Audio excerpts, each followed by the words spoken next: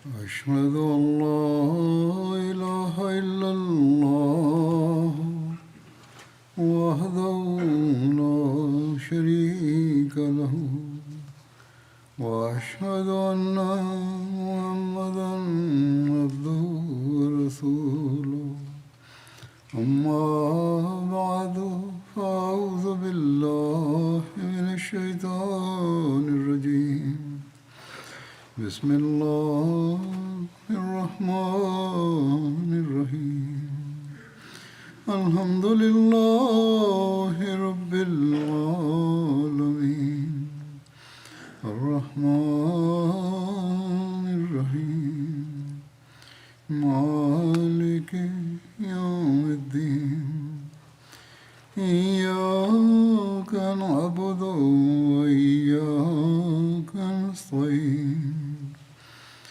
اهدنا الصراط المستقيم صراط الذين أنعمت عليهم غير المغضوب عليهم ولا الضالين. شهر رمضان الذي أنزل فيه القرآن هدى للناس وبينات من الهدى والفرقان فمن شهد منكم الشهر فليصم ومن كان مريضا وعلى سفر فعدة من أيام أخر يريد الله بكم اليسر ولا يريد بكم العسر ولا تكملوا العدة ولا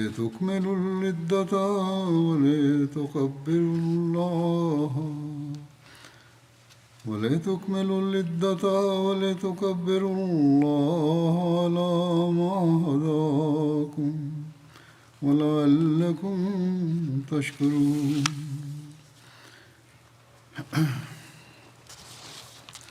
എന്നെ സംബന്ധിച്ച് എൻ്റെ ദാസന്മാർ ചോദിക്കുന്നതായാൽ തീർച്ചയായും ഞാൻ സമീപസ്ഥനാകുന്നു.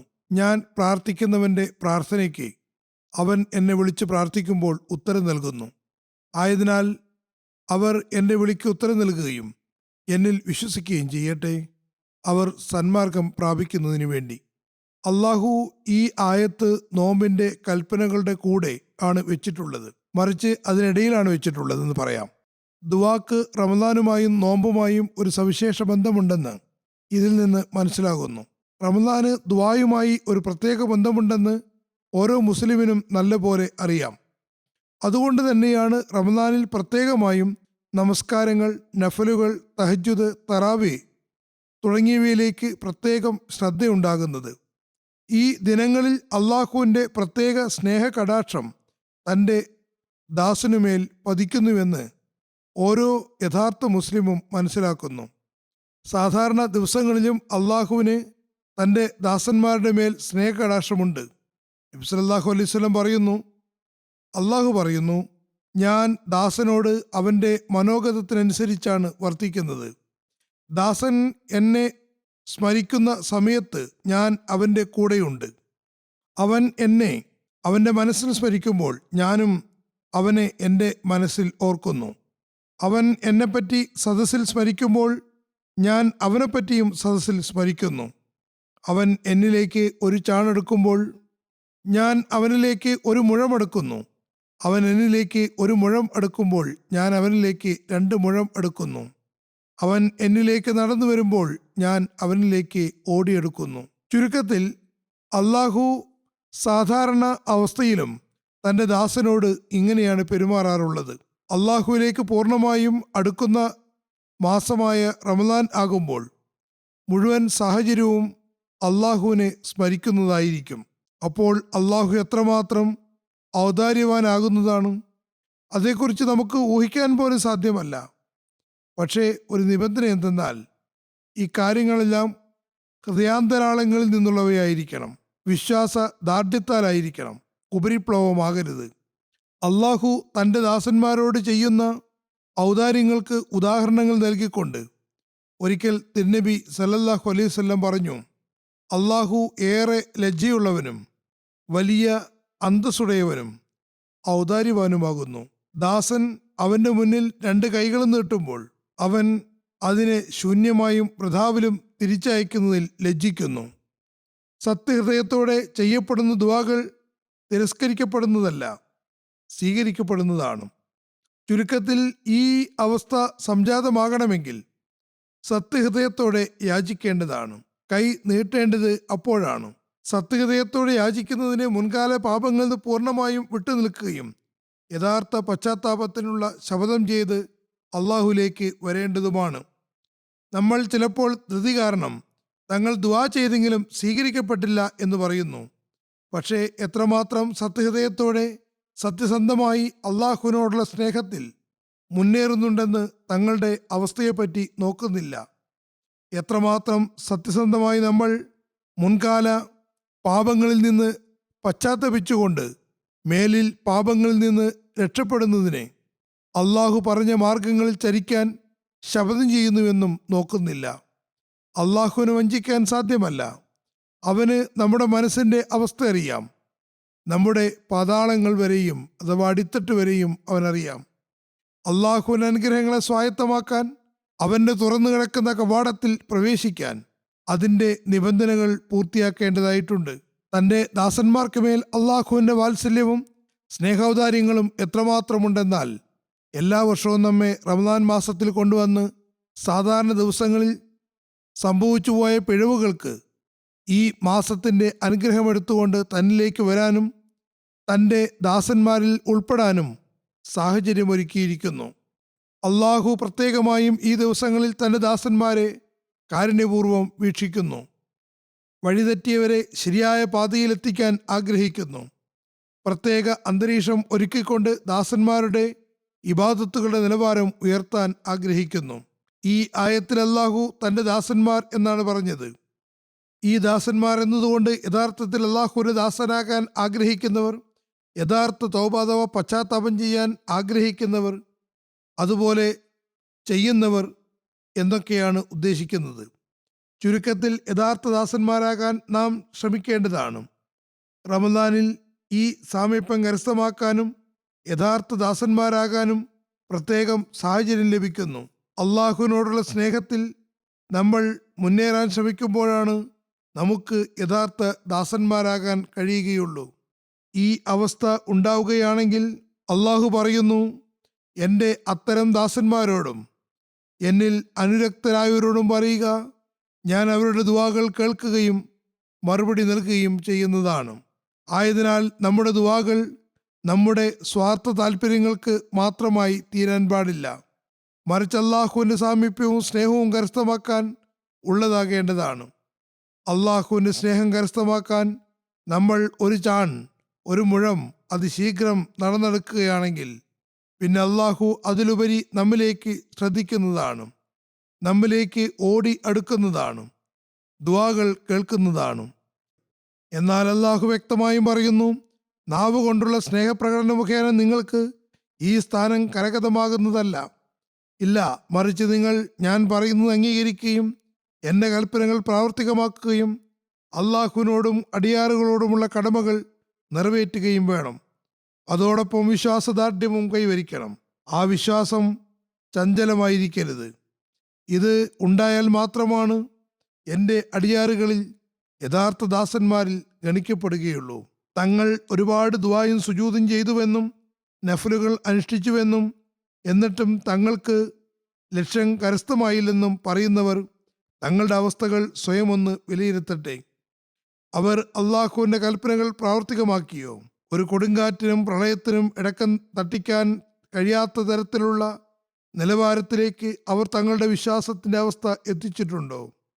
അത്തരക്കാർ തങ്ങളുടെ പ്രേമഭാജനത്തിൻ്റെ അഭിലാഷങ്ങൾ പൂർത്തീകരിക്കുന്നതിന് പകരം തങ്ങളുടെ ആവശ്യങ്ങളുടെ നീണ്ട പട്ടിക സമർപ്പിച്ചുകൊണ്ട് അള്ളാഹു ഇതൊന്നും പൂർത്തിയാക്കിയിട്ടില്ലെന്നും ദുആ കൊണ്ട് എന്താണ് പ്രയോജനമെന്നും പറയുന്നു. തുടർന്ന് അള്ളാഹുവിൻ്റെ അസ്തിത്വത്തെയും ദുആകളുടെ യുക്തിയെയും അതിൻ്റെ സ്വീകാര്യതയെയും പറ്റി ചോദ്യങ്ങൾ ഉന്നയിക്കാൻ തുടങ്ങുന്നു. ഇതൊന്നും അള്ളാഹുവിൻ്റെ ദാസന്മാരുടെ ലക്ഷണമല്ല. ഇത് അള്ളാഹു വെറും കൈയോടെ തിരിച്ചയക്കുന്നതിൽ ലജ്ജിക്കുന്നുവെന്ന് പറഞ്ഞ ഗണത്തിൽ ഉൾപ്പെടുന്ന ആളുകളുടെ അടയാളവുമല്ല. ആയതിനാൽ അള്ളാഹുവിനെ സംബന്ധിച്ച് പരാതിപ്പെടുന്നതിന് മുമ്പേ നമ്മൾ എത്രമാത്രം അള്ളാഹുവിൻ്റെ കാര്യങ്ങൾ അംഗീകരിച്ചുകൊണ്ട് അത് പ്രാവർത്തികമാക്കുന്നുണ്ടെന്നും എത്രമാത്രം നമ്മൾ വിശ്വാസത്തിൽ ദൃഢത ഉള്ളവരാണെന്നും ആത്മപരിശോധന നടത്തേണ്ടതാണ്. ഇതേപ്പറ്റി ഹദ്റത്ത് മസീഹ് മൗഊദ് അലൈഹി ഇസ്ലാമിൻ്റെ വിവിധ ഗ്രന്ഥങ്ങളിൽ പറഞ്ഞു തന്നിട്ടുണ്ട്.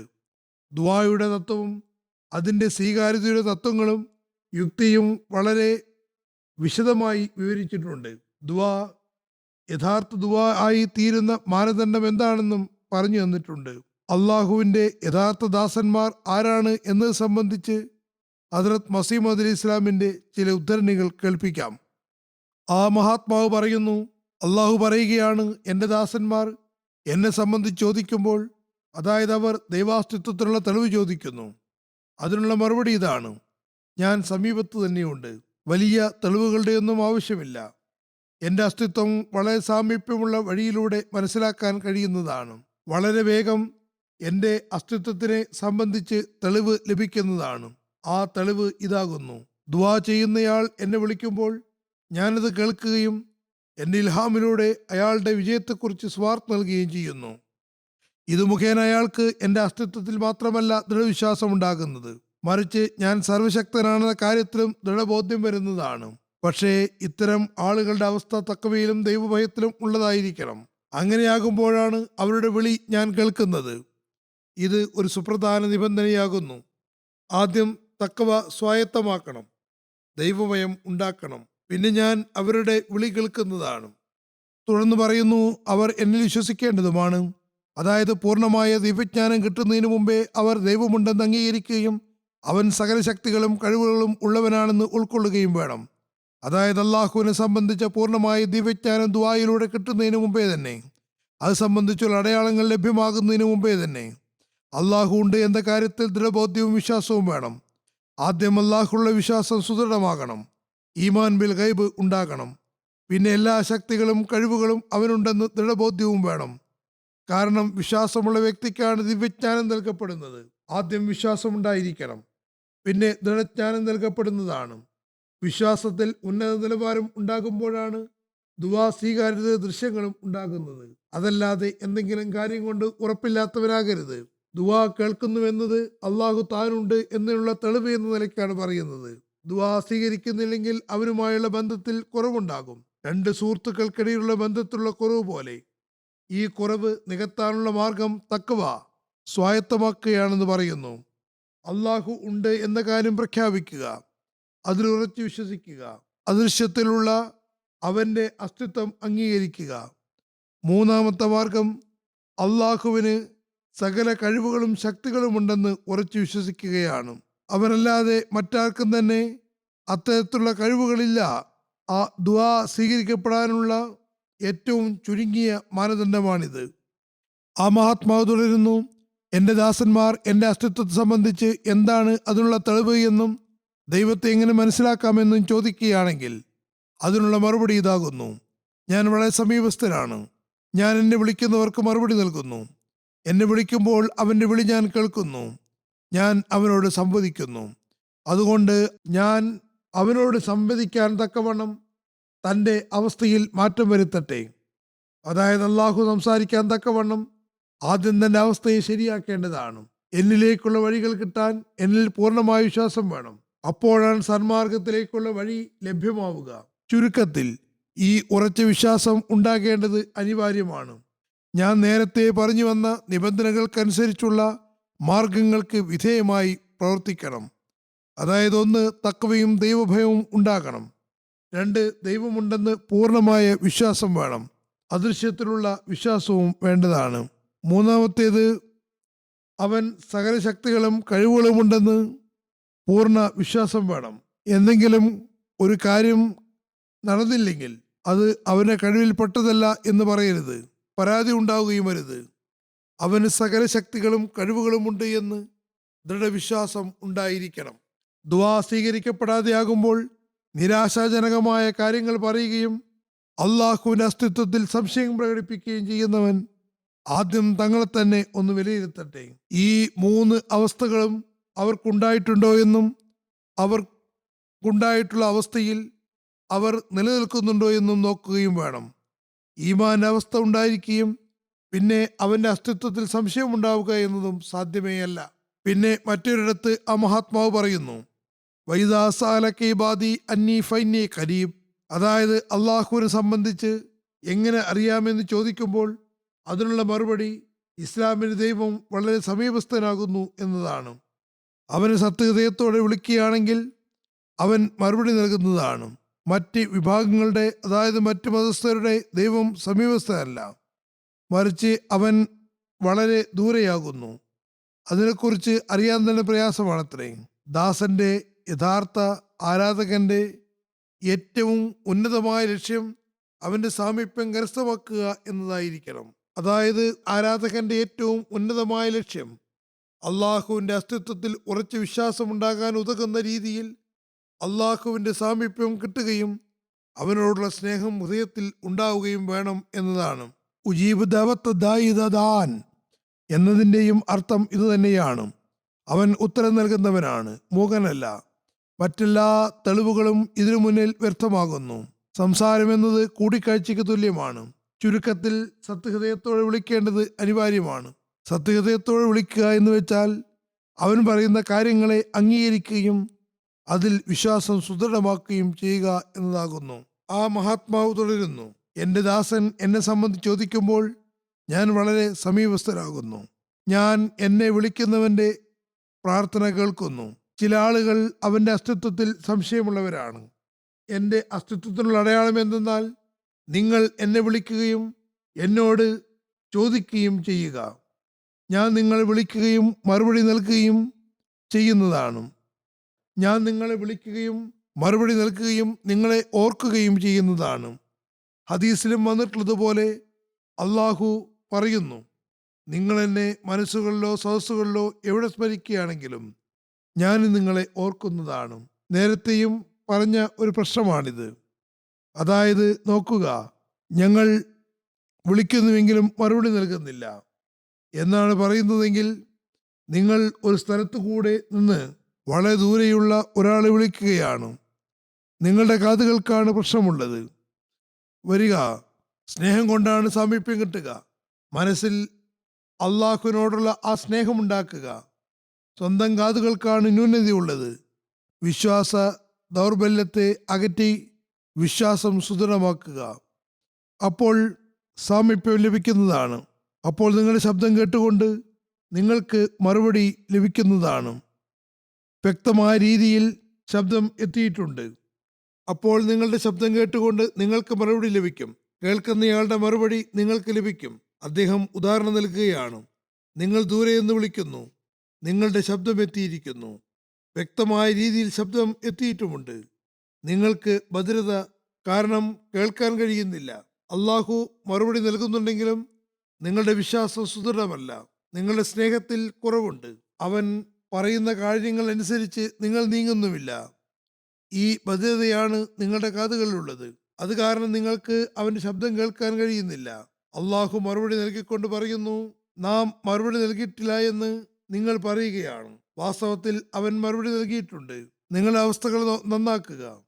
അങ്ങനെയാണെങ്കിൽ ഉച്ചത്തിൽ നിങ്ങൾക്കത് കേൾക്കാൻ കഴിയും. പക്ഷേ ബധിരത കാരണം ആ ശബ്ദം നിങ്ങൾ കേൾക്കുന്നില്ല. തുടർന്ന് പറയുന്നു, എത്രമാത്രം നിങ്ങളുടെ ഇടയിലുള്ള ആവരണങ്ങളും പർദ്ദകളും ദൂരവും മാറുന്നുവോ അതനുസരിച്ച് നിങ്ങൾ തീർച്ചയായും ആ ശബ്ദം കേൾക്കുന്നതാണ്. തക്കവയിൽ മുന്നേറുമ്പോൾ ആ ശബ്ദം കേൾക്കുന്നതിലേക്ക് ശ്രദ്ധ ഉണ്ടാകുന്നു. ലോകം ഉണ്ടായതു മുതൽ അവൻ തൻ്റെ വരിഷ്ഠദാസന്മാരോട് സംവദിക്കുന്നു എന്നതിന് തെളിവ് നൽകിക്കൊണ്ട് പറയുകയാണ്, അങ്ങനെയല്ലായിരുന്നുവെങ്കിൽ പതിയെ പതിയെ അവൻ്റെ അസ്തിത്വമുണ്ടെന്ന കാര്യം തന്നെ ഇല്ലാതായി പോകുമായിരുന്നു. ചുരുക്കത്തിൽ ദൈവാസ്തിക്യത്തിലുള്ള തെളിവുകളിൽ ഏറ്റവും ശക്തമായത് നമ്മൾ അവൻ്റെ ശബ്ദം കേൾക്കുക എന്നതാണ്. ഒന്നുകിൽ അവന് മാറ്റുക, അല്ലെങ്കിൽ അവൻ്റെ ശബ്ദം കേൾക്കുക. ചില സമയത്ത് ശബ്ദം മാത്രം കേൾപ്പിക്കുന്നു. ചുരുക്കത്തിൽ ഈ കാലഘട്ടത്തിൽ സംസാരിക്കുക എന്ന് പറയുന്നത് കാണുന്നത് പോലെ തന്നെയാണ്. അള്ളാഹുവിലേക്കുള്ള സൂചനകൾ ലഭ്യമാകുന്നതും കാണുന്നത് പോലെ തന്നെയാണ്. അള്ളാഹുവിലേക്കുള്ള സൂചനകൾ ലഭ്യമാകുന്നതും ഇന്ന് കാലത്ത് അള്ളാഹുവിനെ കാണുന്നത് പോലെ തന്നെയാകുന്നു. അതേസമയം ദൈവത്തിനും അന്വേഷകനുമിടയിൽ ആവരണം ഉള്ള സമയം അത്രയധികം കേൾക്കാൻ കഴിയുന്നതല്ല. സംസാരിക്കുന്നുവെങ്കിൽ തന്നെ ആ ആവരണങ്ങൾ ഉള്ളതുപോലെ കേൾക്കാൻ കഴിയുന്നതാണ്. ആയതിനാൽ സമീപത്തേക്ക് വരുവൻ. സ്വച്ഛമായ സ്നേഹം ഉണ്ടാക്കിയെടുക്കുകയാണെങ്കിൽ സാമീപ്യം ലഭ്യമാകുന്നതാണ്, ആവരണങ്ങൾ അകലുന്നതാണ്. അള്ളാഹു പറയുന്നു, ഞാൻ മറുപടി നൽകുന്നുണ്ട്, നിങ്ങൾക്കത് കേൾക്കാൻ കഴിയുന്നില്ല. ആദ്യത്തെ മറുപടി എന്തെന്നാൽ നിങ്ങൾ സ്നേഹത്തിൽ അധികം മുന്നേറുക എന്നതാണ്. സ്നേഹം വർദ്ധിക്കുകയാണെങ്കിൽ ഭദ്രതയും അകലുന്നതാണ്. മറ്റൊരു സ്ഥലത്ത് മഹാത്മാവ് പറയുന്നു, ദുആ ദൈവാസ്തിത്വത്തിനുള്ള ഉഗ്രൻ തെളിവാകുന്നു. അള്ളാഹു ഒരിടത്ത് പറയുന്നു, ഇദാ സാലക ഇബാദി അന്നി ഫഇന്നി ഖരീബ് ഉജീബു ദഅവത ദാഇ ഇദാ ദഅൻ. അതായത് എൻ്റെ ദാസന്മാർ ദൈവം എവിടെയെന്നും അതിനുള്ള തെളിവ് എന്താണെന്നും നിന്നോട് ചോദിക്കുകയാണെങ്കിൽ പറയുക, വളരെ സമീപസ്ഥനാകുന്നു. അതിനുള്ള തെളിവ് എന്തെന്നാൽ അത് മുഖേന ഈ മറുപടി, അതായത് റൂയ സാലിഹ അഥവാ സത്യസന്ധമായ സ്വപ്നങ്ങൾ കാണാനും ദിവ്യ മറുപടികൾ ലഭ്യമാകുന്നതിനും കാരണമായി തീരും. ഇത് കൂടാതെ ദുആകൾ മുഖേന അള്ളാഹുവിന്റെ ശക്തികളും കഴിവുകളും പ്രകടമാകുന്നു. അള്ളാഹു നമ്മുടെ പ്രാർത്ഥന കേട്ടുവെന്നും അതുകൊണ്ടാണ് ഈ കാര്യങ്ങൾ നടന്നത് എന്നും അവന് സ്വയം ബോധ്യപ്പെടുന്നതാണ്. പറയുന്നു, അവൻ പ്രയാസങ്ങൾ പരിഹരിക്കാൻ കഴിവുള്ളവനാകുന്നു. ചുരുക്കത്തിൽ ദുആ ഒരു വൻ നിധിയാകുന്നു, ശക്തിയാകുന്നു. വിശുദ്ധ ഖുർആനിൽ കൂടെ കൂടെ അതിലേക്കുള്ള പ്രേരണ നൽകുന്നു. ആ ദുആ മുഖേന പ്രയാസങ്ങളിൽ നിന്ന് മോചനം കിട്ടിയവരുടെ അവസ്ഥകളും പറഞ്ഞു തന്നിരിക്കുന്നു. പ്രവാചകന്മാരുടെ ജീവിതത്തിൽ തായ്വേരും അവരുടെ വിജയങ്ങളുടെ അടിത്തറയും ശരിയായ മാർഗവും ഈ ദുആ തന്നെയായിരുന്നു. ആയതിനാൽ ഞാൻ ഉപദേശിക്കുകയാണ്, തങ്ങളുടെ വിശ്വാസത്തിൻ്റെയും കർമ്മത്തിൻ്റെയും ശക്തികൾ വർദ്ധിപ്പിക്കുന്നതിന് വേണ്ടി ദുആകളിൽ മുഴുകുവിൻ.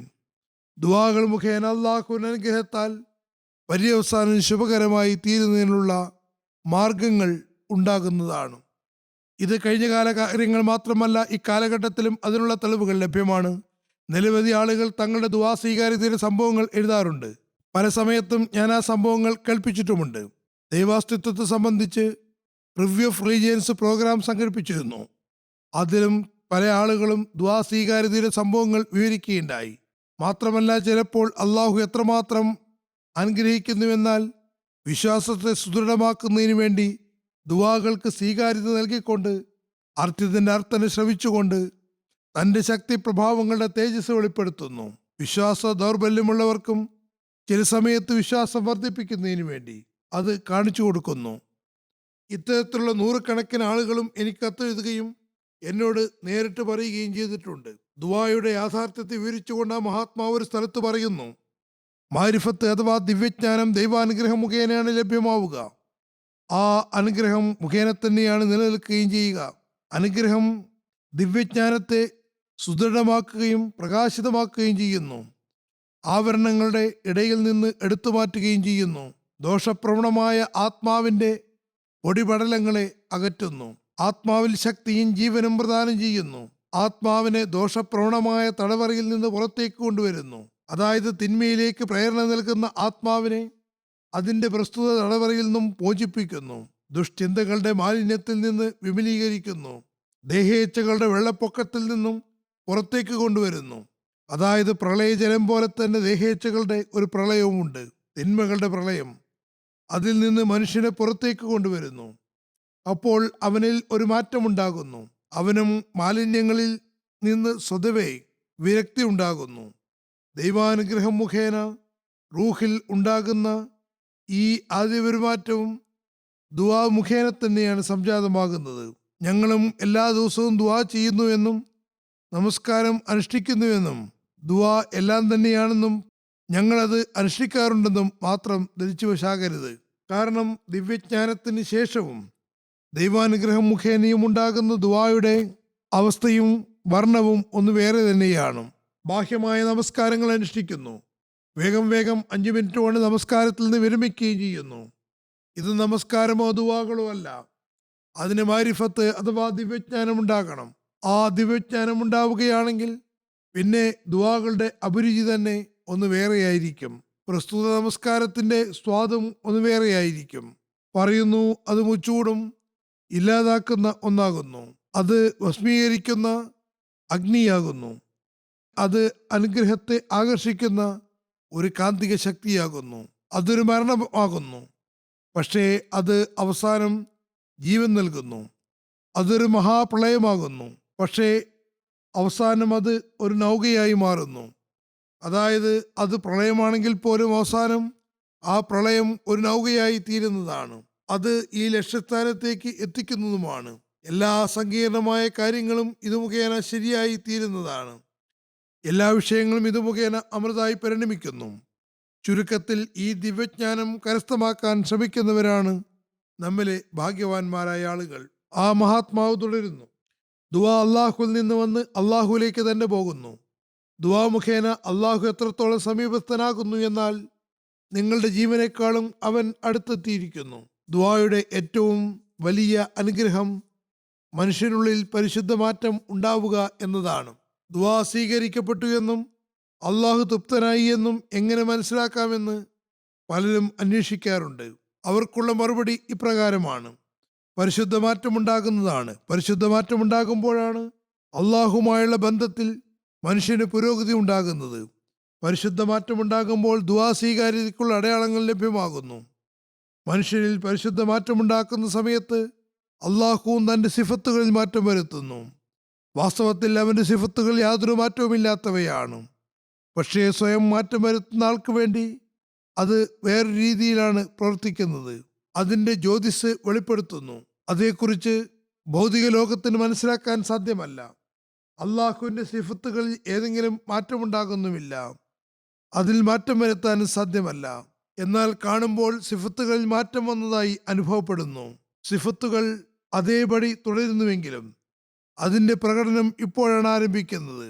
അവൻ മറ്റൊരു ദൈവമായി തോന്നുന്നു. വാസ്തവത്തിൽ വേറൊരു ദൈവവുമില്ല. പക്ഷേ പുതിയ പ്രഭാവത്തോടെ പുതിയ വർണ്ണത്തിൽ അവന് സ്വയം വെളിപ്പെടുത്തുന്നു. പുതിയ പ്രഭാവത്തോടെ പുതിയ വർണ്ണത്തിൽ അവൻ തന്നെ സ്വയം വെളിപ്പെടുത്തുന്നു. അപ്പോൾ ആ ഒരു പ്രത്യേക തേജസ്സിൻ്റെ പ്രഭാവത്തിൽ സ്വയം മാറ്റത്തിന് വിധേയനാകുന്ന ആൾക്ക് വേണ്ടി അവൻ പ്രവർത്തിക്കുന്നു. അത് മറ്റുള്ളവർക്ക് വേണ്ടി. ഇതാണ് ആ ഭൗമേതരമായ അവൻ്റെ പ്രകടനം. മറ്റൊരിടത്ത് ആ മഹാത്മാവ് പറയുന്നു, അള്ളാഹു തൻ്റെ സൃഷ്ടികളോടുള്ള നന്മയ്ക്ക് വേണ്ടി തുറന്ന നിലയിൽ വെച്ചിട്ടുള്ള മാർഗം ദുആ തന്നെയാകുന്നു.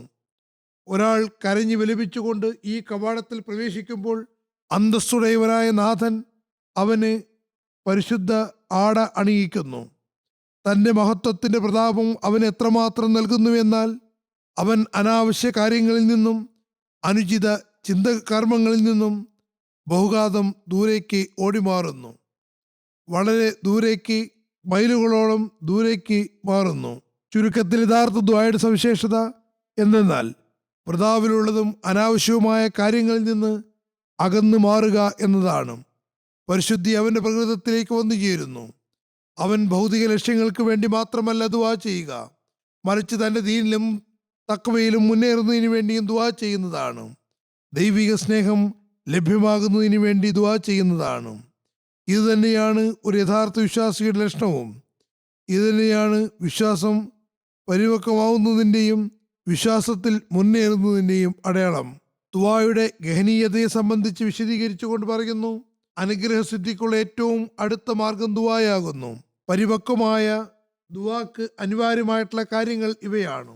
അതിൽ ഒരു വേദനയും അസ്വസ്ഥതയും ആർദ്രതയും ഉണ്ടായിരിക്കണം. വിനയാന്യതവും ആർദ്രവും അസ്വസ്ഥഭരിതവുമായ ഹൃദയത്തിൽ നിന്ന് ഉയരുന്ന ദുആകൾ അള്ളാഹുവിൻ്റെ അനുഗ്രഹങ്ങളെ വലിച്ചടിപ്പിക്കുന്നു. വളരെ വിനയാന്യതമായ രീതിയിൽ വേദന ഉണ്ടാകേണ്ടതുമാണ്. കരഞ്ഞു കരഞ്ഞ് ദുആ ചെയ്യണം. അത് യഥാർത്ഥ ലക്ഷ്യത്തിലേക്ക് എത്തിക്കുന്നു. പക്ഷേ അള്ളാഹുവിൻ്റെ അനുഗ്രഹം കൂടാതെ ഇതും സാധ്യമല്ല. അതാണ് ഏറെ ക്ലേശകരം. അവൻ്റെ അനുഗ്രഹത്തിന് വേണ്ടി യാചിക്കേണ്ടതാണ്. പിന്നെ അതിനുള്ള പ്രതിവിധി ദുആ ചെയ്തുകൊണ്ടിരിക്കുക എന്നതുമാണ്. എത്ര തന്നെ താല്പര്യമില്ലെങ്കിലും ഹൃദയ സാന്നിധ്യമില്ലെങ്കിലും അത് ഒഴിവാക്കാൻ പാടില്ല. കൃത്യവുമായിട്ടാണെങ്കിലും നിർബന്ധം ചെലുത്തിക്കൊണ്ടാണെങ്കിലും അത് ചെയ്തുകൊണ്ടിരിക്കുക. ശരിയായ യഥാർത്ഥ ദുആ ചെയ്യാൻ കഴിയുന്നതിന് വേണ്ടിയും ദുആ ചെയ്യേണ്ടത് അനിവാര്യമാണ്. അള്ളാഹുവിൻ്റെ പിന്നിൽ കൂടുക. ഈ ഒരു അവസ്ഥ ഉണ്ടാകുന്നതുവരെയും പിന്മാറാൻ പാടില്ല. പിന്നെ അവൻ്റെ അനുഗ്രഹങ്ങൾ വർഷിച്ചു തുടങ്ങുന്നതാണ്. നിരവധി ആളുകൾ പെട്ടെന്ന് തന്നെ അനുഗ്രഹങ്ങൾ നിരവധി ആളുകൾ പെട്ടെന്ന് തന്നെ മതിയാക്കുന്നു. കുറച്ചു വർഷം ദുആ ചെയ്യുമ്പോഴേക്കും അവർക്ക് മതിയായി തോന്നുന്നു. എന്നിട്ട് പറയുന്നു, ഇതുകൊണ്ടൊന്നും ഒരു കാര്യവുമില്ല. പക്ഷേ നമ്മുടെ ഉപദേശം എന്നാൽ ഈ മണ്ണ് അരിച്ചെടുക്കുന്നതിൽ തന്നെയാണ് അനുഗ്രഹമുള്ളത്. അതായത് ഇത് പ്രത്യക്ഷത്തിൽ മണ്ണ് അരിച്ചെടുക്കുന്നത് പോലെയാണ്. പക്ഷേ ഈ മണ്ണ് അരിച്ചെടുക്കുന്നതിൽ തന്നെയാണ് അനുഗ്രഹമുള്ളത്. അവസാനം അതിൽ അനുഗ്രഹമുണ്ടാകുന്നതാണ്. കാരണം ഒടുവിൽ അമൂല്യമായ ലക്ഷ്യവും അതിലൂടെ ലഭ്യമാകുന്നു. അങ്ങനെ ഒരു നാൾ അവന്റെ ഹൃദയവും അധരവും ഒന്നിക്കുന്നതാണ്. അവന്റെ ലക്ഷ്യം അവസാനം അവന് കിട്ടുന്നതാണ്.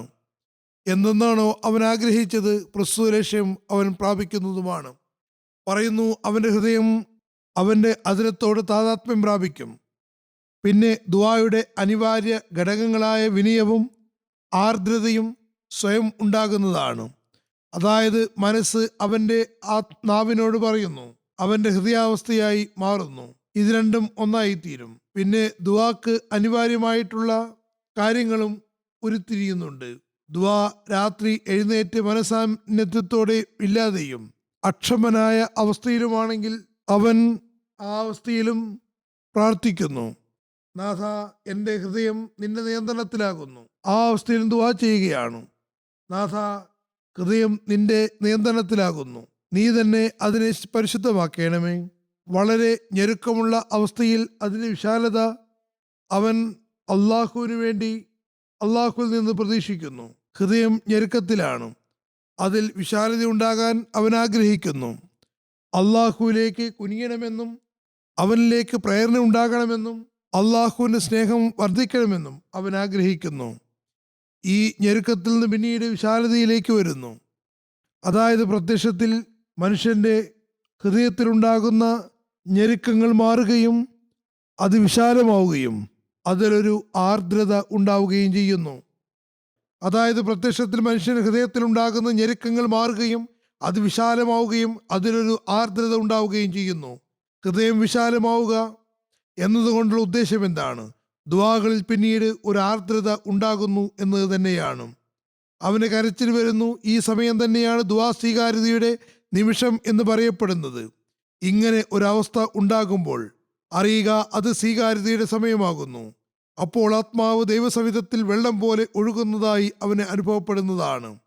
അതായത് ആ ഒരു ജലകണിക മേലെ നിന്ന് താഴോട്ട് വീഴുമാറാകുന്നു. ഈ ഒരു അവസ്ഥ സംജാതമാകുമ്പോൾ അത് ദുആ സ്വീകാര്യതയുടെ സമയമാണെന്ന് അവന് സ്വയം ബോധ്യപ്പെടുന്നതാണ്. ഇനി അള്ളാഹു എന്താണ് ചെയ്യുന്നത് അത് തന്നെയായിരിക്കും തനിക്ക് ഗുണപ്രദമെന്ന് അവൻ മനസ്സിലാക്കുന്നു. അല്ലാതെ താൻ പറഞ്ഞത് തന്നെ ആകണമെന്നില്ല. മറിച്ച് അവന് അതിൽ ഒരു ദൃഢബോധ്യം കൈവരുന്നു. ആ ഒരു വേദനാനിർഭരമായ അവസ്ഥയ്ക്ക് ശേഷം ഇനി അള്ളാഹു ഈ ദുആയ്ക്ക് ശേഷം അതിൻ്റെ പരിണതിയിൽ തനിക്ക് വേണ്ടി എന്തു ചെയ്യുകയാണെങ്കിലും അതാണ് തനിക്ക് ഉചിതമെന്ന് സംതൃപ്തി അവന് കരസ്ഥമാകുന്നു. ഈ വിശ്വാസം വർദ്ധിക്കുന്നു. ഒരു പരാതിയും മനസ്സിലുണ്ടാകുന്നില്ല. ഈ ഒരവസ്ഥ നമുക്ക് നമ്മുടെ ഉള്ളിൽ ഉണ്ടാക്കേണ്ടതായിട്ടുണ്ട്. അതിനുവേണ്ടി നമ്മൾ സ്വയം കണക്കെടുപ്പ് നടത്തുകയും വേണം. ഈ കാര്യത്തെ കുറെ കൂടി വിശദമാക്കിക്കൊണ്ട് ആ മഹാത്മാവ് പറയുന്നു, ദുആ എല്ലാ പ്രയാസങ്ങളെയും എളുപ്പമുള്ളതാക്കുന്നു. ദുആ മുഖേന എത്ര പ്രയാസകരമായ കാര്യവും എളുപ്പമുള്ളതായി തീരുന്നു. ആളുകൾക്ക് ദുആയുടെ വിലയും നിലയും മനസ്സിലായിട്ടില്ല. അവർ വളരെ വേഗം നിരാശരും ഹതാശരുമായി മാറുന്നു. വാസ്തവത്തിൽ ദുആയ്ക്ക് ഒരു സ്ഥൈര്യവും നൈരന്തര്യവും ആവശ്യമാണ്. മനുഷ്യൻ പൂർണ്ണമായ ശുഭാപ്തി വിശ്വാസത്തോടെ അതിൽ മുഴുകുകയാണെങ്കിൽ ഒരു ദുസ്വഭാവം മാത്രമല്ല, ആയിരക്കണക്കിന് ദുസ്വഭാവങ്ങളെ അള്ളാഹു അകറ്റുന്നതാണ്. അവനെ പരിപക്വതയുള്ള വിശ്വാസിയാക്കി മാറ്റുന്നതാണ്. പക്ഷേ ആത്മാർത്ഥതയും അത്യുത്ഥാനവുമാണ് അതിനുള്ള നിബന്ധന. അത് ദുആ മുഖേന തന്നെയാണ് ഉണ്ടാവുക. അതായത് ആത്മാർത്ഥതയും അത്യുത്ഥാനവും നിരന്തരമായ പരിശ്രമവും വേണം. ഈ നിബന്ധന ഉണ്ടാകേണ്ടതും അനിവാര്യമാണ്. അതിനുവേണ്ടി നമ്മുടെ മനസ്സുകളെ നിരീക്ഷിക്കണം. ഈ ആത്മാർത്ഥതയുടെയും അത്യുത്ഥാനത്തിൻ്റെയും അവസ്ഥ നമ്മളിൽ ഉണ്ടായിട്ടുണ്ടോ? അത് ഉണ്ടാക്കാൻ നാം പരിശ്രമിക്കുന്നുണ്ടോ? മുജാഹിദ അഥവാ അത്യുത്ഥാനം എന്നതിൻ്റെ വിവക്ഷ തന്നെ തുടർച്ചയായി പരിശ്രമിക്കുക എന്നും ക്ഷീണിച്ചു പോകാതിരിക്കുക എന്നതുമാകുന്നു. ഭൗതിക കാര്യങ്ങളിൽ പരിശ്രമിക്കുമ്പോൾ നമ്മൾ ക്ഷീണിക്കുന്നില്ല എന്നിരിക്കെ ദൈവസാമീപ്യം പ്രാപിക്കുന്ന കാര്യത്തിൽ എന്തിനാണ് ക്ഷീണിക്കുന്നത്?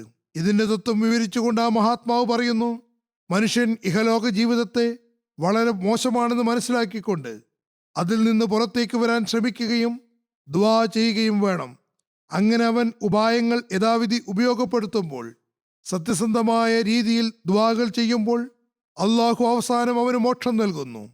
അവൻ പാപഭംഗിലമായ ജീവിതത്തിൽ നിന്ന് പുറത്തേക്ക് വരുന്നു. കാരണം ദുആ ഒരു നിസ്സാര സംഗതിയല്ല, മറിച്ച് അതൊരു മരണം തന്നെയാകുന്നു. ഈ മരണത്തെ ഒരാൾ വരിക്കുമ്പോൾ അള്ളാഹു അവനെ മരണത്തിന് കാരണമായ കുറ്റവാളികളുടേതായ ജീവിതത്തിൽ നിന്ന് സംരക്ഷിക്കുന്നു.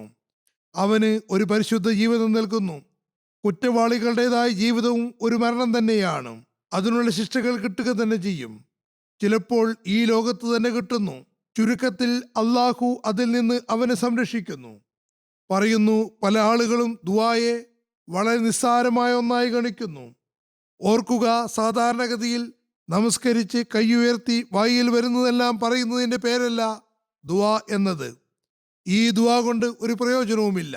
കാരണം ഈ ദുആ ഒരു മന്ത്രം പോലെ മാത്രമാകുന്നു. ചില മതത്തിലെ ആളുകൾ ചൊല്ലുന്ന മന്ത്രങ്ങൾ പോലെ. ഈ മന്ത്രത്തിൽ ഹൃദയം അതിൽ ഭാഗവാക്കാകുന്നില്ല. അള്ളാഹുവിന്റെ ശക്തികളെയും കഴിവുകളെയും കുറിച്ച് വിശ്വാസമുണ്ടാകുന്നുമില്ല. മനസ്സിൽ നിന്ന് ഉയരുന്ന ശബ്ദവുമല്ല. അത് അള്ളാഹുവിൽ സകല ശക്തികളുടെയും കഴിവുകളുടെയും അധിപനാണെന്ന് വെളിപ്പെടുന്നതും അല്ല. ഓർക്കുക, ദുആ ഒരു മരണമാകുന്നു. മരണസമയത്തുണ്ടാകുന്ന വെപ്രാളവും അസ്വസ്ഥതയും പോലെ തന്നെ ദുആ ചെയ്യുമ്പോഴും ഒരു അസ്വസ്ഥതയും ആവേശവും ഉണ്ടാകേണ്ടത് അനിവാര്യമാണ്.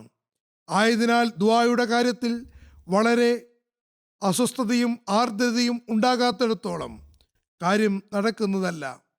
ആയതിനാൽ രാത്രികളിൽ എഴുന്നേറ്റ് വളരെ വിനയാന്യതമായി കരഞ്ഞ് വിലപിച്ചുകൊണ്ട് ദൈവസവിധത്തിൽ തൻ്റെ പ്രയാസങ്ങൾ അവതരിപ്പിക്കുക. മരണത്തിൻ്റെ അവസ്ഥ വരെ അതിനെ എത്തിക്കുക.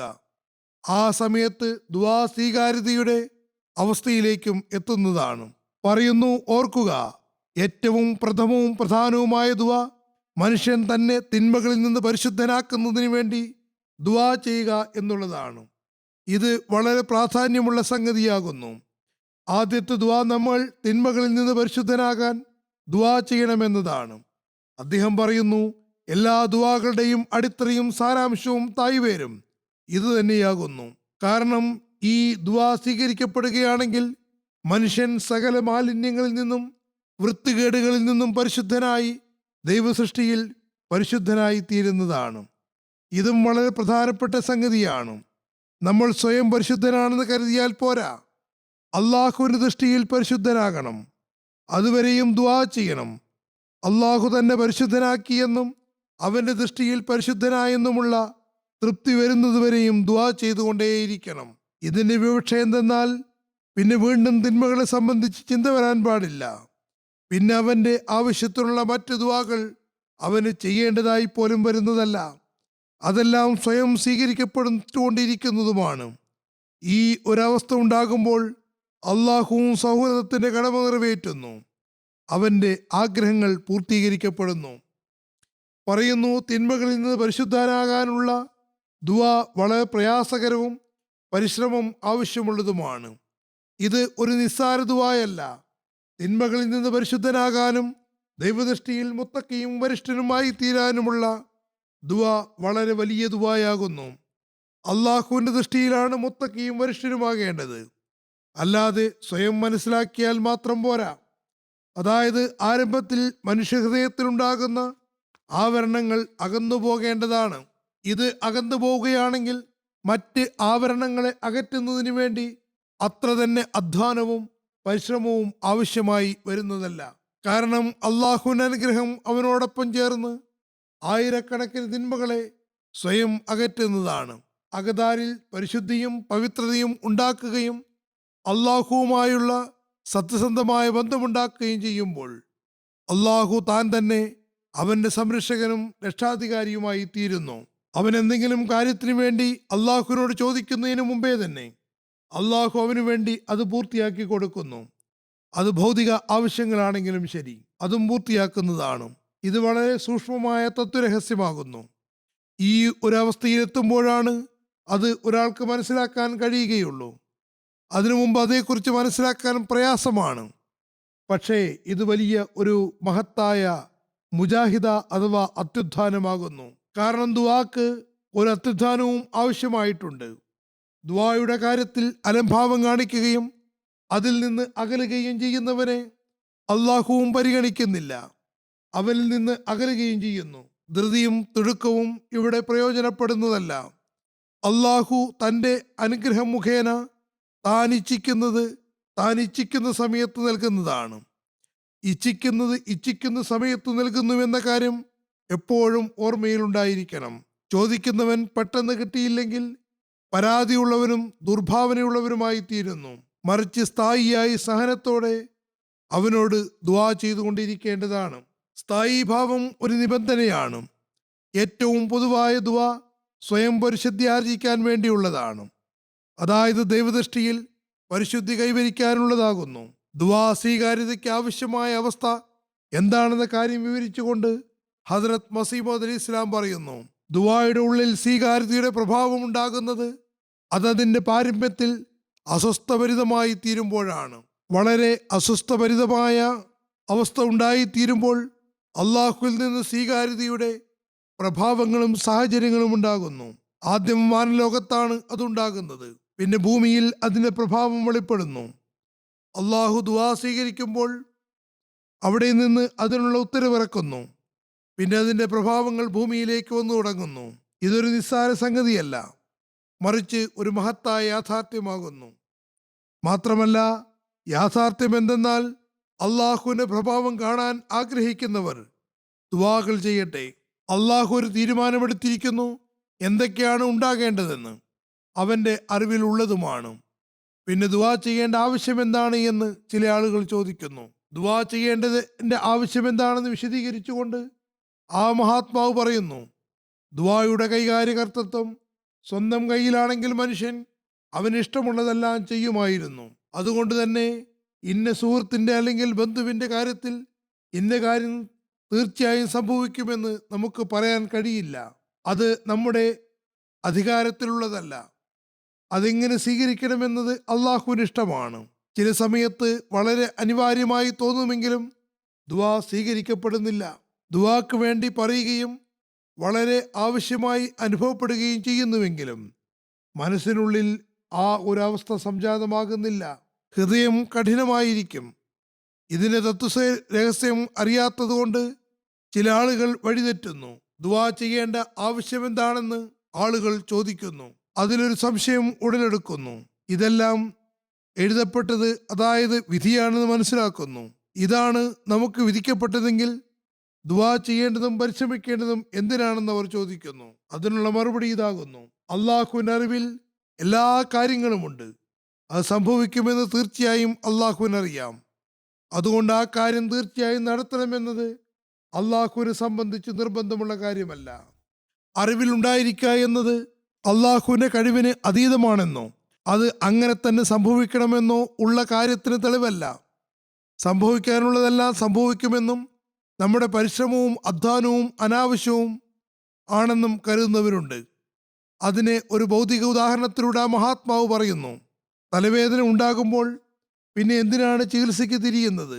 കുറച്ചു സമയം കഴിയുമ്പോൾ അത് തീരുകയോ അതല്ലെങ്കിൽ അതങ്ങനെ തന്നെ തുടരുകയോ ചെയ്യും. പിന്നെ മരുന്ന് കഴിക്കേണ്ട ആവശ്യം എന്താണ്? ദാഹിക്കുമ്പോൾ തണുത്ത വെള്ളം എന്തിനു കുടിക്കണം? ഒരു സമയമെത്തുമ്പോൾ ചില ആളുകൾക്ക് തനിയെ ദാഹം മാറുന്നു, പക്ഷേ എന്നിട്ടും ഉടൻ തന്നെ വെള്ളം കുടിക്കുന്നു. എല്ലാവരുടെയും ദാഹം ഉടനെ മാറിക്കൊള്ളണമെന്നില്ല. ദാഹം കാരണം ആളുകൾ മരിക്കാനും സാധ്യതയുണ്ട്. എന്നിരിക്കെ ദാഹം മാറ്റാൻ എന്തിനാണ് തണുത്ത വെള്ളം കുടിക്കുന്നത്?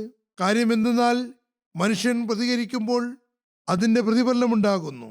പരിശ്രമിക്കുകയും അധ്വാനിക്കുകയും ദുആ ചെയ്യുകയുമാണെങ്കിൽ അതിൻ്റെ പരിണിതഫലവും വെളിപ്പെടുന്നു. അതല്ലാതെ അള്ളാഹുവിൻ്റെ അറിവിൽ ഇതുണ്ട്, ഇങ്ങനെയാകും എന്നത് നിർബന്ധമുള്ള കാര്യമല്ല. അവൻ തൻ്റെ വിധികൾ ദുആകൾ കാരണം മാറ്റുകയും ചെയ്തേക്കാം. ജീവച്ഛവമായ ഒരു രോഗിയെ സംബന്ധിച്ച് ഡോക്ടർ മരിക്കാറായെന്ന് പറയുന്നു, പക്ഷേ ദുആകൾ മുഖേന അയാൾക്ക് 9-10 വർഷം ജീവിതം വീണ്ടും ലഭിക്കുന്നു. ഇവിടെ അള്ളാഹു തൻ്റെ വിധിയിൽ മാറ്റം വരുത്തുന്നു. എല്ലാ മനുഷ്യനും മരിക്കണമെന്നത് ശരിയാണ്, പക്ഷേ അയാൾക്ക് അള്ളാഹു നീണ്ട ആരോഗ്യകരമായ ജീവിതം നൽകുന്നു. ദുആ വളരെ നല്ലൊരു സംഗതിയാകുന്നു. അത് പാപപ്രവൃത്തിക്ക് നിദാനമാകാനും മതി. അതായത് ഒന്നുമല്ലെങ്കിൽ പോലും അത് പാപപ്രവൃത്തിക്ക് കാരണമായി തീരുന്നു.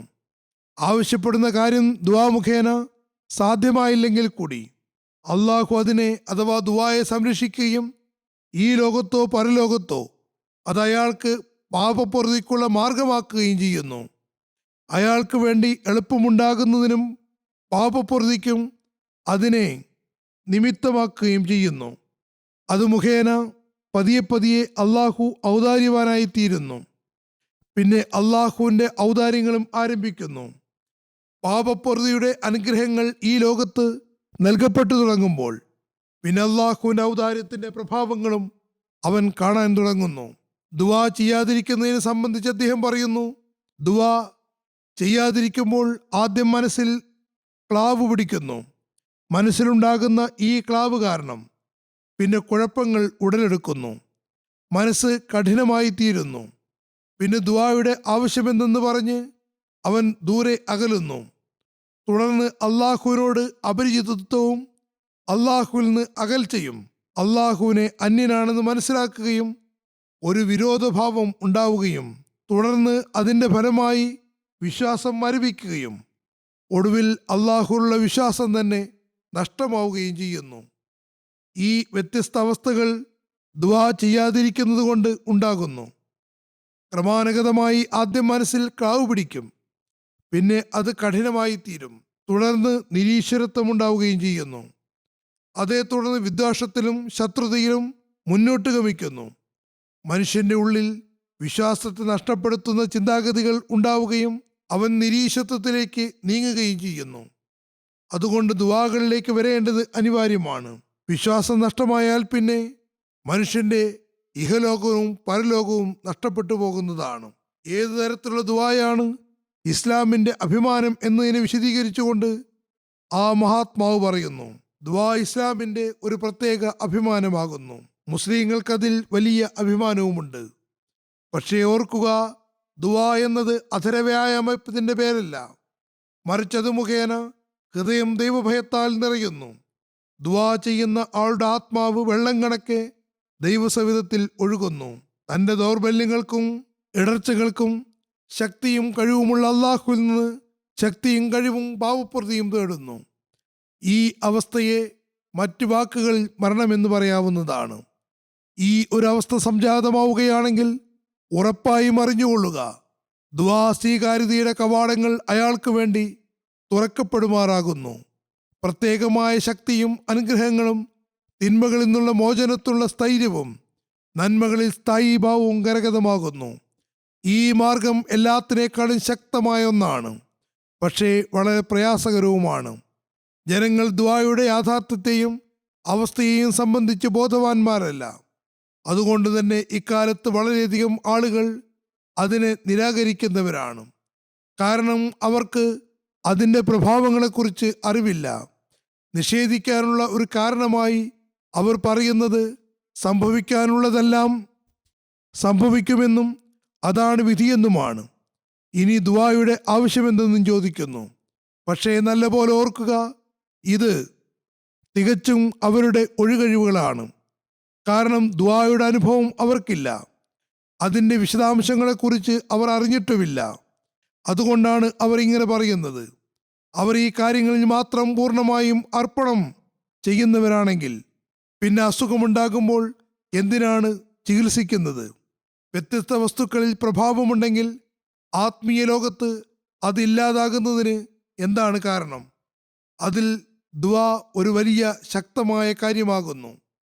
ആയതിനാൽ ദുആകളിലും പ്രഭാവമുണ്ട്. പക്ഷേ അവർ അള്ളാഹുവിൻ്റെ കൽപ്പനകൾ പ്രാവർത്തികമാക്കുന്നവരായിരിക്കണം. അവർ അള്ളാഹുവിനോടും അടിയാറുകളോടുമുള്ള കടമകൾ നിറവേറ്റുന്നവരാകണം. സ്ഥായീ ഭാവത്തോടെ ദുആ ചെയ്യുന്നവരാകണം. അള്ളാഹു ചെയ്യാൻ കൽപ്പിച്ചത് ചെയ്യുന്നവരും വിലക്കിയിൽ നിന്ന് വിട്ടുനിൽക്കുന്നവരുമാണ്. വിശ്വാസത്തിൽ അല്പം പോലും ചാഞ്ചല്യമുണ്ടാകുന്നതല്ല, മറിച്ച് വിശ്വാസത്തിൽ മുന്നേറുന്നവരായിരിക്കും. പിന്നെ ഈ ഒരു അവസ്ഥയും സംജാതമാകും.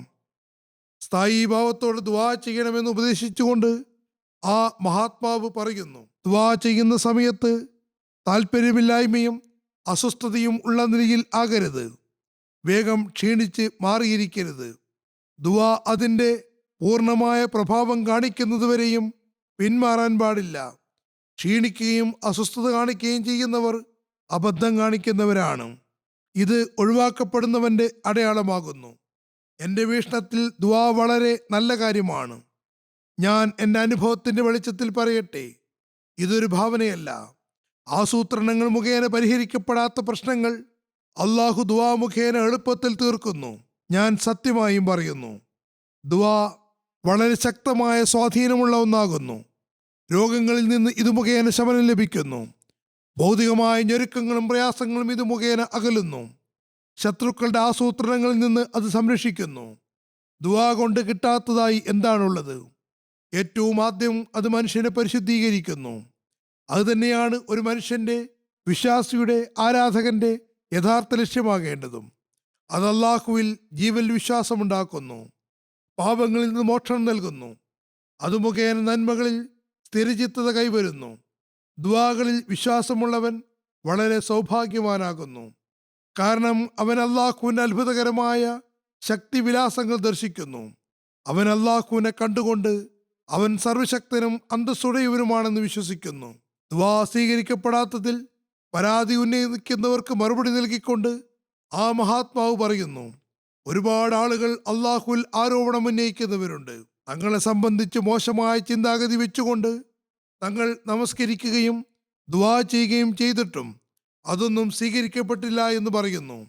ഇത് അവരുടെ തന്നെ ന്യൂനതയാണ്. മനുഷ്യൻ ആലസ്യവും നൈരന്തര്യത്തിൽ നിന്ന് ഒഴിഞ്ഞതുമായ അവസ്ഥയിലായിരിക്കുമ്പോൾ ദുആ സ്വീകാര്യ യോഗ്യമായി തീരുന്നതല്ല. ഒരാൾ പ്രത്യക്ഷത്തിൽ മധുരമുള്ള ഒരു ഭക്ഷണം കഴിക്കുന്നു എന്ന് കരുതുക. പക്ഷേ അതിനുള്ളിൽ വിഷമുണ്ടെങ്കിൽ മധുരം കാരണം വിഷത്തെ സംബന്ധിച്ച് മനസ്സിലാകുന്നില്ല. മധുരം അതിൻ്റെ പ്രഭാവം കാണിക്കുന്നതിന് മുമ്പേ തന്നെ വിഷം അതിൻ്റെ പ്രഭാവം ചെലുത്തിയിരിക്കും. മനുഷ്യനെ അത് കൊല്ലുകയും ചെയ്യുന്നു. ഇതേ കാരണം കൊണ്ട് തന്നെയാണ് അലസതയുള്ള ദുആകൾ സ്വീകരിക്കപ്പെടാതെ പോകുന്നത്. കാരണം അലസത അതിൻ്റെ പ്രഭാവം ആദ്യം തന്നെ വെളിപ്പെടുത്തുന്നു. മനുഷ്യൻ അല്ലാഹുവിൻ്റെ ശരിയായ അനുസാരിയാവുകയും പിന്നെ ദുആ സ്വീകരിക്കപ്പെടാതിരിക്കുക എന്നതും ഒരിക്കലും സംഭാവ്യമല്ല. പക്ഷേ അതിൻ്റെ നിശ്ചിത നിബന്ധനകൾ പൂർത്തീകരിക്കപ്പെടണമെന്ന് മാത്രം. അല്ലാഹു നിശ്ചയിച്ചിട്ടുള്ള നിബന്ധനകളിൽ അല്ലാഹു പറഞ്ഞ കാര്യങ്ങളെ പൂർണ്ണമായും അംഗീകരിക്കുകയും അതിന് മറുപടി കൊടുക്കുകയും അവനിൽ വിശ്വാസം സുദൃഢമാവുകയും വേണമെന്നുള്ളതാണ് പ്രസ്തുത നിബന്ധന. എന്തു തന്നെ സംഭവിച്ചാലും അവൻ ദൈവിക സന്നിധി വിട്ടുപോകരുത്. അല്ലാഹു സാമഗ്രികളും ഉണ്ടാക്കിയിട്ടുണ്ട്. അത് ഉപയോഗപ്പെടുത്തേണ്ടതും ദുആയോടൊപ്പം അനിവാര്യമാകുന്നു. തൽസംബന്ധമായി ആ മഹാത്മാവ് പറയുന്നു, കർമ്മങ്ങൾ പ്രാവർത്തികമാക്കാത്തവൻ ദുആ ചെയ്യുന്നില്ല എന്ന് ഒരു യാഥാർത്ഥ്യമാണ്. മറിച്ച് അവൻ അല്ലാഹുവിനെ പരീക്ഷിക്കുകയാണ് ചെയ്യുന്നത്. അതുകൊണ്ട് ദുആ ചെയ്യുന്നതിന് മുമ്പേ തൻ്റെ എല്ലാ കഴിവുകളും ചെലവഴിക്കേണ്ടത് അനിവാര്യമാണ്. ഇതാണ് ഇഹ്ദിന സിറാത്തുൽ മുസ്തഖീം എന്ന ദുആയുടെ അർത്ഥം. ആദ്യം മനുഷ്യൻ തൻ്റെ വിശ്വാസത്തെയും കർമ്മങ്ങളെയും ശ്രദ്ധിക്കണം. കാരണം ഇസ്ലാഹ് സാമഗ്രികളുടെ അഥവാ ഉപായങ്ങളുടെ അടിസ്ഥാനത്തിൽ ഉണ്ടാക്കുന്നു എന്നതാണ് അള്ളാഹുവിൻ്റെ ചട്ടം. ഇസ്ലാഹ് അഥവാ നന്മയ്ക്ക് വേണ്ടി എന്തെങ്കിലും സാഹചര്യങ്ങൾ ഉണ്ടാക്കുന്നു. ഇസ്ലാഹ് അഥവാ നന്മയ്ക്ക് ഉതകുന്ന എന്തെങ്കിലുമൊക്കെ സംഗതികൾ ഉണ്ടാക്കിത്തരുന്നതാണ്. ദുആ ചെയ്യുന്നത് കൊണ്ട് ഇനി സാഹചര്യ സാമഗ്രികളുടെ ആവശ്യം എന്താണെന്ന് ചോദിക്കുന്നവർ ഇവിടെ അല്പം ചിന്തിക്കേണ്ടതുണ്ട്. ഈ വിവരദോഷികൾ ദുആ തന്നെയും ഒരു ഗുപ്തമായ സഹനമാണെന്ന് മനസ്സിലാക്കണം. മറ്റ് നിമിത്തങ്ങളെ ഉണ്ടാക്കുന്നതിനുള്ള ഒരു നിമിത്തം തന്നെയാണ് ദുആയും. അദ്ദേഹം പറയുന്നു, ഇസ്ലാമിൻ്റെ ശരിയായ വിവക്ഷ മനുഷ്യൻ അള്ളാഹുവിൻ്റെ തൃപ്തിക്ക് കീഴിൽ തൻ്റെ തൃപ്തിയെ ആക്കുക എന്നതാണ്. പക്ഷേ ഈ ഒരു അവസ്ഥ മനുഷ്യന് തൻ്റെ കഴിവുകൊണ്ട് കരസ്ഥമാക്കാൻ കഴിയില്ല എന്നതും യാഥാർത്ഥ്യമാണ്. മനുഷ്യനെ സംബന്ധിച്ചിടത്തോളം അവൻ മുജാഹിദാത്ത് അഥവാ അത്യുദ്ധാനം ചെയ്യേണ്ടതും അനിവാര്യമാണ്. പക്ഷേ ഈ സ്ഥാനം കരസ്ഥമാക്കുന്നതിൻ്റെ യാഥാർത്ഥ്യവും അടിസ്ഥാനപരമായ മാർഗവും ദുആയാകുന്നു. മനുഷ്യൻ ദുർബലനാണ്. ദുആ മുഖേന ശക്തിയും പിന്തുണയും ആർജിക്കുന്നില്ലെങ്കിൽ ഈ ദുർഘടഘട്ടം തരണം ചെയ്യാൻ സാധ്യമല്ല. അല്ലാഹു താൻ തന്നെ മനുഷ്യന്റെ ദൗർബല്യത്തെ സംബന്ധിച്ച് പറയുന്നുണ്ട്. ഖുലിക്കൽ ഇൻസാനു സയീഫ, അതായത് മനുഷ്യൻ ദുർബലാവസ്ഥയിലാണ് സൃഷ്ടിക്കപ്പെട്ടിട്ടുള്ളത്. ഈ ദുർബലാവസ്ഥയിൽ തൻ്റെ കഴിവുകൊണ്ട് ഉന്നതമായ സ്ഥാനം കൈവരിക്കാമെന്ന അവൻ്റെ വാദം തികച്ചും പൊള്ളയാകുന്നു. അതിന് ദുആ വളരെയേറെ ആവശ്യമുണ്ട്. ദുആ ഒരു ഉഗ്രൻ ശക്തിയാകുന്നു. അത് മുഖേന വലിയ വലിയ പ്രയാസങ്ങൾ പരിഹരിക്കപ്പെടുന്നു. ദുർഘടഘട്ടങ്ങൾ അവൻ വളരെ വേഗത്തിൽ തരണം ചെയ്യുന്നു. അള്ളാഹുവിൽ നിന്ന് വരുന്ന അനുഗ്രഹത്തെയും ശക്തിയെയും കൊണ്ടുവരുന്ന ഒരു അരുവിയാകുന്നു അത്. ഒരുപാട് ദുആകൾ ചെയ്തുകൊണ്ടിരിക്കുന്നവൻ അവസാനം ആ അനുഗ്രഹത്തെ ആകർഷിക്കുന്നു. അള്ളാഹുവിൻ്റെ പിന്തുണയുള്ളവനായി മാറി തൻ്റെ ലക്ഷ്യത്തെ പ്രാപിക്കുന്നു. വെറും പുറമേയുള്ള ദുആയല്ല അള്ളാഹു ഉദ്ദേശിക്കുന്നത്, മറിച്ച് ഏറ്റവും ആദ്യം എല്ലാ പരിശ്രമവും അധ്വാനവും പ്രയോജനപ്പെടുത്തണം. അതോടൊപ്പം ദുആയും ചെയ്യുക. സാധന സാമഗ്രികളെ പ്രയോജനപ്പെടുത്താതെ കേവലം ദുആ ചെയ്യുന്നത് ദുആയുടെ മര്യാദകളെ സംബന്ധിച്ച് അറിവില്ലാത്തത് കൊണ്ടാണ്. അത് അള്ളാഹുവിനെ പരീക്ഷിക്കലാണ്. സാധന സാമഗ്രികളിൽ മാത്രം വീണ് കിടക്കുകയും ദുആയെ ഒരു നിരർത്ഥക സംഗതിയായി മനസ്സിലാക്കുകയും ചെയ്യുന്നത് നിരീശ്വരത്വമാകുന്നു. തീർച്ചയായും അറിഞ്ഞുകൊള്ളുക, ദുആ ഒരു വലിയ ഖജനാവാകുന്നു. ദുആ ഉപേക്ഷിക്കാത്തവന്റെ ദീനിലും ദുനിയാവിലും ആപത്തുകൾ വരുന്നതല്ല. അവൻ ശക്തമായ ഒരു കോട്ടയിൽ സുരക്ഷിതനാകുന്നു. അതിൻ്റെ ചുറ്റിലും എല്ലാ സമയത്തും അതിനെ സംരക്ഷിക്കുന്നതിന് ആയുധധാരികളായ സൈന്യമുണ്ട്. പക്ഷേ ദുആയെ അവഗണിക്കുന്നവൻ ആയുധമില്ലാത്തവനും നിസ്സഹായനുമാകുന്നു. അവൻ ഹിംസർ ജന്തുക്കളും മൃഗങ്ങളുമുള്ള വനത്തിലകപ്പെട്ടവനാണ്. അവനൊരിക്കലും നന്മയുണ്ടാവില്ലെന്നവനറിയാം. ഒരു നിമിഷം കൊണ്ട് അവൻ ഹിംസജന്തുക്കളുടെ ഇരയാവുകയും അവൻ്റെ എല്ലും തോലും കാണപ്പെടുകയും ചെയ്യും. അതുകൊണ്ട് ഓർക്കുക, മനുഷ്യൻ്റെ ഏറ്റവും വലിയ നന്മയും വലിയ സൗഭാഗ്യവും അവൻ്റെ സംരക്ഷണത്തിനുള്ള മാർഗവും ഈ ദുആ തന്നെയാകുന്നു. ഈ ദുആ അവന് അഭയമാകുന്നു. അവൻ എല്ലാ സമയത്തും അതിൽ മുഴുകുകയാണെങ്കിൽ ആ ദുആ അവന് അഭയം നൽകുന്നു. തുടർന്ന് പറയുന്നു, അള്ളാഹുമായുള്ളൊരു ബന്ധം ആവശ്യമാണ്. അവൻ്റെ സവിധത്തിൽ ദുആ ചെയ്യുന്നതിന് മുമ്പ് ഒരു ബന്ധം അനിവാര്യമാണ്. ഈ ബന്ധം കൂടാതെ ദുആ സാധ്യമല്ല. മുൻകാല മഹാത്മാക്കളുടെയും ഇത്തരത്തിലുള്ള കാര്യങ്ങൾ തുടർന്നു പോരുന്നുണ്ട്. ദുആ ചെയ്യുന്നവർക്ക് ദുആ ചെയ്യിക്കുന്നതിന് മുമ്പേ അള്ളാഹുവുമായി ഒരു ബന്ധമുണ്ടാകണമെന്ന് ആവർത്തിച്ച് ഉപദേശിച്ചിട്ടുണ്ട്. അതല്ലാതെ വെറുതെ ചന്തയിലൂടെ നടക്കുമ്പോൾ ആരും ആരെ സംബന്ധിച്ചും നീ എൻ്റെ സുഹൃത്താണെന്ന് പറയാറില്ല. അയാൾക്ക് വേണ്ടി മനസ്സിൽ വേദനയും ഉണ്ടാകുന്നില്ല. ദ്വാ ചെയ്യുന്നതിന് വേണ്ടി ആവേശവും ഉടലെടുക്കുന്നതല്ല. അള്ളാഹുവുമായുള്ള ബന്ധം മനുഷ്യൻ അലസതയിൽ മുഴുകുകയും വായ കൊണ്ട് തനിക്ക് അള്ളാഹുവുമായി ബന്ധമുണ്ടെന്ന് പറയുകയും ചെയ്യുന്നതിലൂടെ ഉണ്ടാകുന്നില്ല. അള്ളാഹുവുമായുള്ള ബന്ധത്തിന് ഒരു വിലയം പ്രാപിക്കുന്ന അവസ്ഥയുണ്ടാകണം. നാം നമ്മുടെ ജമാഅത്തിന് കൂടെ ഉപദേശിച്ചുകൊണ്ട് ഈ കാര്യത്തിൽ ഉറച്ചു നിൽക്കാൻ പറഞ്ഞുകൊണ്ടേയിരിക്കുന്നു. കാരണം ഭൗതിക ലോകത്തോട് ഒരു വിരക്തിയും അതിനോടുള്ള സ്നേഹത്തിൽ ഒരു മരവിപ്പും ഉണ്ടാവുകയും അള്ളാഹുവിനു വേണ്ടി പ്രകൃതത്തിൽ സ്വതവേ ഒരാവേശവും ലീനാവസ്ഥയും ഉണ്ടാകുന്നുമില്ലെങ്കിൽ അതുവരെയും ഈ സ്ഥായി ഭാവം ലഭ്യമാകുന്നതല്ല. ചുരുക്കത്തിൽ നമുക്ക് ഈ ദിവസങ്ങളിൽ അള്ളാഹു പ്രത്യേകമായും ഈ ഒരു അനുഗ്രഹത്തിന്റെ മാസം നൽകിയിരിക്കുന്നു. നമ്മുടെ ഉള്ളിൽ പരിശുദ്ധ മാറ്റമുണ്ടാക്കി ദുആകളിലേക്ക് ശ്രദ്ധിക്കേണ്ടതാണ്. അതാണ് നമ്മുടെ ഇഹപര ലോകങ്ങൾ നന്നാക്കുന്നതിനുള്ള മാർഗം. ഇപ്പോൾ റമദാന്റെ അവസാന 10 ആരംഭിക്കുകയാണ്. ഇതിൽ പ്രത്യേകമായും അള്ളാഹുവിൻ്റെ കൽപ്പനകളെ നമ്മുടെ പ്രവർത്തന രൂപരേഖയാക്കിക്കൊണ്ട് വിശ്വാസത്തിൽ സുദൃഢത ഉണ്ടാക്കിക്കൊണ്ട് രാത്രിയിൽ എഴുന്നേറ്റ് അവൻ്റെ സന്നിധിയിൽ കുനിഞ്ഞുകൊണ്ട് അവൻ്റെ സാമീപ്യം കരസ്ഥമാക്കാൻ ശ്രമിക്കേണ്ടതാണ്. അങ്ങനെ അള്ളാഹു നമുക്ക് വേണ്ടി ഇച്ഛിക്കുന്ന സന്മാർഗം കരസ്ഥമാക്കാൻ നമുക്ക് കഴിയുമാറാകട്ടെ. റമദാനിലെ ദുആകളിൽ പ്രത്യേകമായും ജമാഅത്തിന്റെ പുരോഗതിക്ക് വേണ്ടി ദുആ ചെയ്യുക. കൽത്തുറുങ്ങുകളിൽ കിടക്കുന്നവർക്ക് വേണ്ടിയും ദുആ ചെയ്യുക. അള്ളാഹു എത്രയും വേഗം അവർക്ക് മോചനത്തിന് വഴിയൊരുക്കുമാറാകട്ടെ. യമനിലെ ബന്ധനസ്ഥർക്ക് വേണ്ടിയും ദുആ ചെയ്യുക. പ്രത്യേകിച്ചും അവിടെയുള്ള ഒരു മഹിളയ്ക്ക് വേണ്ടി. അവരെ അവിടെ അക്രമപരമായി വളരെ ഇടുങ്ങിയ ഒരു സ്ഥലത്ത് മറ്റ് തടവുകാരിൽ നിന്ന് മാറ്റിയാണ് പാർപ്പിച്ചിട്ടുള്ളത്. പക്ഷേ അവർ വളരെ സഹനത്തോടെ വിശ്വാസദാർഢ്യത്തോടെ അവിടെ കഴിച്ചുകൂട്ടുന്നു. അള്ളാഹു അവരുടെ മോചനത്തിനും എത്രയും വേഗം വഴിയൊരുക്കുമാറാകട്ടെ. ജമാഅത്തിനെ സംബന്ധിച്ച് എതിരാളികളുടെ മനസ്സിലുള്ള ദുർധാരണകളെ അള്ളാഹു എത്രയും വേഗം മാറ്റുമാറാകട്ടെ. ഫലസ്തീനികളെയും ദുആകളിൽ ഓർക്കുക. വലിയ മാറ്റം കൊണ്ടുവരുമെന്നാണ് പറയുന്നത്. പക്ഷേ അവസ്ഥകൾ വളരെ ശോചനീയമായി കൊണ്ടിരിക്കുന്നു. UN റെസൊല്യൂഷൻ പാസാക്കിയിട്ട് പോലും ഈ അക്രമം അതേപടി തുടരുകയാണ്. ഇവിടെ പാശ്ചാത്യ ശക്തികളുടെ ഇരട്ടത്താപ്പ് വ്യക്തമാകുന്നുണ്ട്. ഈ ആക്രമണങ്ങൾ തങ്ങളുടെ ഇഷ്ടപ്പെട്ട ആളുകൾക്ക് മേൽ അല്ലെങ്കിൽ രാജ്യങ്ങൾക്ക് മേലാണ് ഉണ്ടാക്കുന്നതെങ്കിൽ ഉടൻ തന്നെ ഉപരോധങ്ങൾ ഏർപ്പെടുത്തുന്നു. പക്ഷേ ഇസ്രായേലിന് മേൽ ഒരു ഉപരോധവുമില്ല. അമേരിക്ക കഴിഞ്ഞ ദിവസം ബില്യൺ കണക്കിന് ഡോളർ നിരുപാധിക സഹായം അവർക്ക് വേണ്ടി പാസാക്കുകയുണ്ടായി.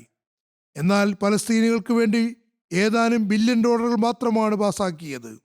പക്ഷേ ഇസ്രായേലിനെതിരിൽ കോടതികളിലും നീതിന്യായ വ്യവസ്ഥകളിലും മറ്റേതെങ്കിലും ഫോറത്തിലും പോകരുതെന്ന നിബന്ധനയും വെച്ചിട്ടുണ്ട്. അങ്ങനെ അവർക്കെതിരിൽ സംസാരിക്കാൻ അവസരം ലഭിക്കരുത്. എന്നിരിക്കെ ഇത്തരം ആളുകളിൽ നിന്ന് എന്ത് പ്രതീക്ഷ വയ്ക്കാനാണ്? ദുആ മാത്രമേ ഉള്ളൂ. അള്ളാഹു തന്നെ ഈ മർദ്ദിതരെ ഈ ദ്രോഹികളിൽ നിന്ന് രക്ഷിക്കുമാറാകട്ടെ. നമുക്കും മർദ്ദിതർക്ക് വേണ്ടിയുള്ള ദുആ യഥാവിധി ചെയ്യാൻ തൗഫീക്ക് നൽകുമാറാകട്ടെ.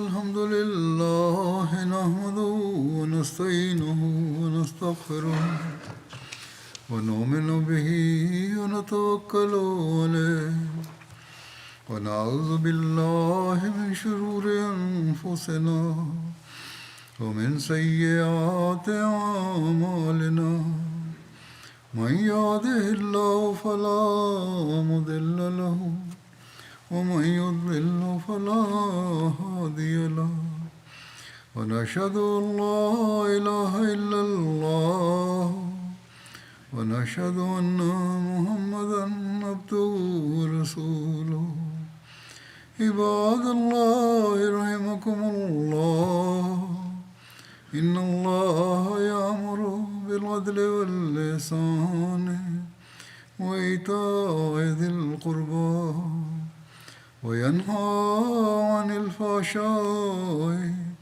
والمنكر والبغي يعظكم لعلكم تذكرون اذكروا الله يذكركم وادعوه يستجب لكم ولذكر الله أكبر.